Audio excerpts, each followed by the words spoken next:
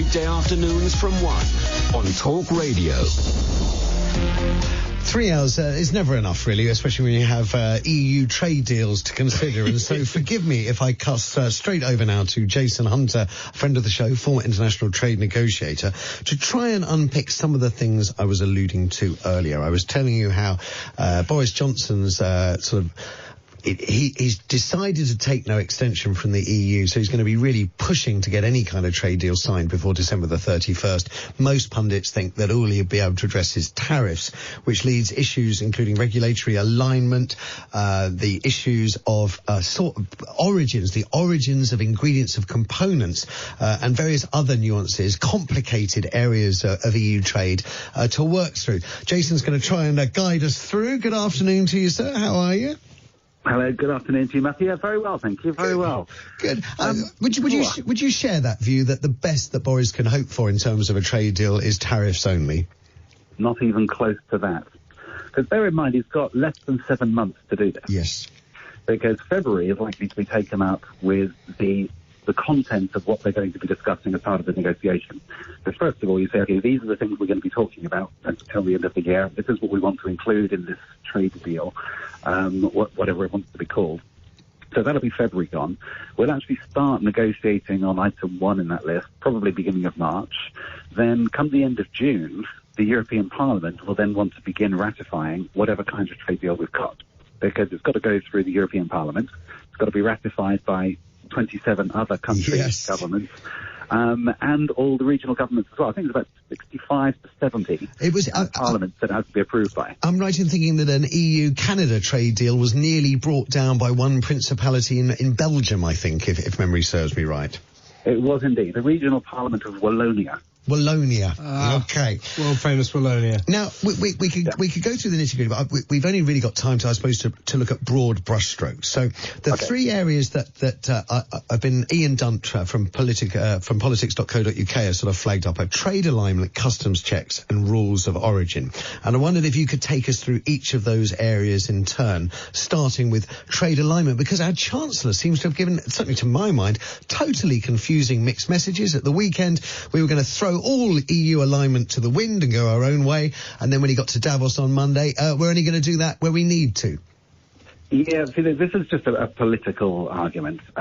We have to take back control, remember? That was what the whole point of Brexit was all about. We have to be able to take back control, and that means that the EU cannot set standards for children's toys so that our kids don't die when they play with toys. If we lower our standards in one particular area, we can choose to do that as Britain.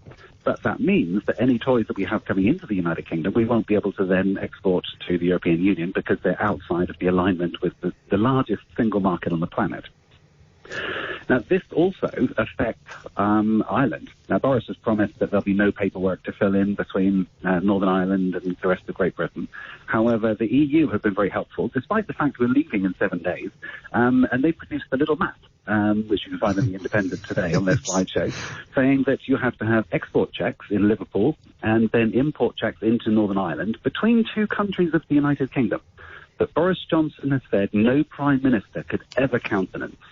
Customs checks between two countries of the United Kingdom is insane to even consider it. So we've got to prepare export paperwork in Liverpool to ship products to Northern Ireland just in case it then goes down into the Republic of Ireland, which can then make its way back into the European Union. Because I could see that if we look for a trade deal with the US, there is the opportunity, I guess, for the US to move goods into the UK in anticipation of slyly moving them into the EU, isn't there?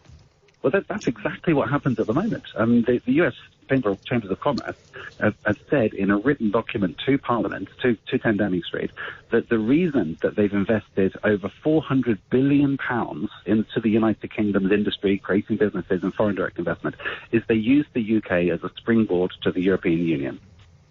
That's why we have all of that foreign direct investment from the United States here. They are very keen, obviously, to have access to 65 million potential customers from the United States, and they will be dictating the terms. Wilbur Ross, the Commerce Secretary under Donald Trump, said, well, we've been trying to negotiate this deal with the European Union, but it's actually taking longer than usual because it's like we're negotiating with a partner of equal power. Whereas normally, with a bilateral trade agreement, we just fax our trade terms to them and tell them to sign at the bottom. Okay, let's move on if we can to the area that I know the least about, and that is how rules of origin may affect UK trade moving forward. What are rules of origin and how may they affect business? Okay, well, the best way to talk about that would be chicken curry. Go on. Of course. Okay. Now you've got my attention. So you're a British food processing company. You manufacture ready-made meals, chicken curries and things. Right. Right now, if the chickens are British chickens, they're chickens that have grown up in the European Union, and they're looked after and they're protected from bacteria as they're growing up. So they're not chlorinated, and then when they're slaughtered and they're chopped and put into curries, we can sell that ready meal across the largest single market in the planet to up to 500+ million other consumers. Right. Because the origin of all of that chicken and all of the ingredients in that package were from source within the country of origin being a European Union country. Right. Or a country that has regulatory alignment with the European Union. Right. The United States doesn't. They don't look after their chickens as they're growing up, and there's a significant amount of bacteria that goes into the chickens as they're in their farms and the battery farms and everything else. The animal rights is not the same level as it is within the European Union. So their chicken is cheaper.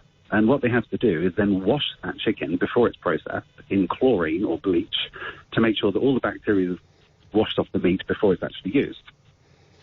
So when we export that chicken curry ready meal to the European Union, today we can sell it for £1. However, when we start importing product from another country that has tariffs applied to it when it imports it to the European Union, if we bring it in tariff-free to the United Kingdom from the States, we then process it into the chicken curry. When we try and sell that curry, it must have a minimum percentage of country of origin within the European Union, which it will not have any further, so the EU will apply a tariff to it. Because there is no trade deal between the EU and the United States as such. They have memorandums of understanding, or memorandums of agreement, between the EU and the US, which have been negotiated over the past 25 years. There's over 20 pages of just the titles of these agreements. God almighty! 20 pages of titles. Yeah, 20 pages of titles. And it's things like how much detail do we need to put into X-raying a container when it arrives in the European Union shipping port when the container comes from the States. Things like scientific research, a whole raft of different things. And they've been developed. So there is no formal trade agreement, but that's how trade agreements normally take place. You start sector by sector with these little agreements, and then eventually you say, look, we've done pretty much everything now. Let's wrap it all up into a comprehensive free trade agreement and eliminate all the difficulties. And these things take a significant amount of time. Clearly. So, sorry, Jason, just to cut across you, just to sort of, I've got to wrap up, unfortunately, but, and there's loads more to talk about. Yeah, UK fishing is fascinating. But what I don't fully understand is how trade with the EU is going to continue when we've only got a partial trade deal, assuming Boris is successful, that we have any kind of partial trade deal signed off by the end of the year. What will happen come the beginning of 2021? Well, there's been a lot of talk about cliff edge Brexit and queues at Dover. We've heard about Operation Yellowhammer and all Project Fear, I've been assured by my Brexiteer friends. Well, if it's Project Fear, why is the government actually making physical plans to take account of all of these things that are actually going to happen?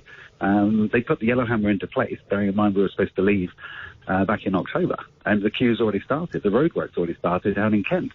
And the problem is when you push people off the motorways, because the motorways are full of lorries, queuing to try and get through customs checks, that we will have to do as a non-EU member. When that all holds up, you've then got the passenger cars and the doctors, the nurses, the teachers, the social workers, the social care and the community workers who are going out visiting people. They will all be pushed onto the A roads, which will not be able to cope. Because throughout Kent, they're all single-lane carriageways. Jason, you're just reiterating my vow, along with many other of my colleagues, which is to stay indoors and never leave after the 31st of December 2020. Jason, seriously, thank you very much we've only really sketched out the broadest of outlines. I think it's of such import that it's something we should return to again, possibly next week, to look in a little more detail, particularly on fishing, where I found that something like When we reclaim our fishing waters, currently we're restricted to 12 miles, we could claim 200 miles. The trouble is most of the fish that we catch is exported to the European Union, and most of the fish we like to eat comes from the European Union. So if we start saying to Frenchies, you can't come into our waters, they'll just come around and hit our fish with massive tariffs, which could literally overnight kill the British fishing industry. So taking back control has got a little bit more complicated perhaps than some of us might have thought. You're listening to Talk Radio. Talk